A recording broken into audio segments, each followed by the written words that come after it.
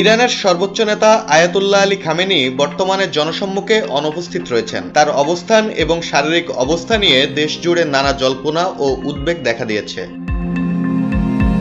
তার দপ্তরের একজন কর্মকর্তা মেহেদি ফাজায়েলি সরাসরি কোনো উত্তর না দিলেও জানিয়েছেন যে ইসরায়েল ও যুক্তরাষ্ট্রের বিধ্বংসী হামলার পর আয়াতুল্লাহর নিরাপত্তা নিয়ে অনেকেই উদ্বিগ্ন। তিনি বলেন, সর্বোচ্চ নেতাকে রক্ষা করার দায়িত্বে যারা আছেন তারা তাদের কাজ ভালোভাবে করছেন এবং আশা করেন জনগণ তাদের নেতাকে নিয়ে বিজয় উদযাপন করতে পারবে।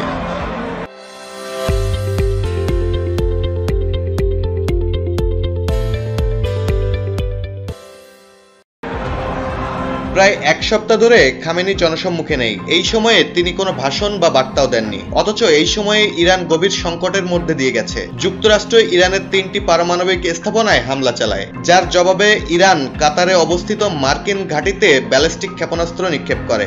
এরপর মার্কিন প্রেসিডেন্ট ট্রাম্পের মধ্যস্থতায় ইরান ও ইসরায়েল এক যুদ্ধবিরতিতে পৌঁছায়। এই পুরো সময়ে খামেনি ছিলেন অনুপস্থিত। সরকারি কর্মকর্তারা বলছেন তিনি একটি সুরক্ষিত বাংকারে আছেন এবং হত্যা চেষ্টার আশঙ্কায় সব ধরনের ইলেকট্রনিক যোগাযোগ এড়িয়ে চলছেন। রাজনৈতিক বিশ্লেষক হামজা সাফাভি জানান, ইরানের নিরাপত্তা বাহিনী বিশ্বাস করে যুদ্ধবিরতির মধ্যেও ইসরায়েল খামেনিকে হত্যা চেষ্টা চালাতে পারে, তাই তার নিরাপত্তায় কঠোর বিধিনিষেধ আরোপ করা হয়েছে। বাইরের দুনিয়ার সঙ্গে তার যোগাযোগ প্রায় বন্ধ রয়েছে।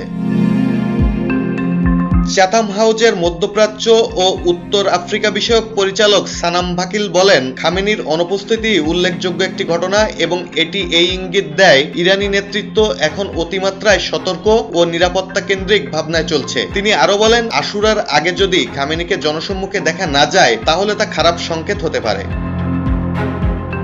খামেনির অনুপস্থিতিতে ইরানের রাজনীতিক ও সামরিক নেতারা নতুন নতুন জোট গঠন করেছেন এবং ভবিষ্যৎ নেতৃত্ব নিয়ে প্রভাব বিস্তারের চেষ্টা করছেন।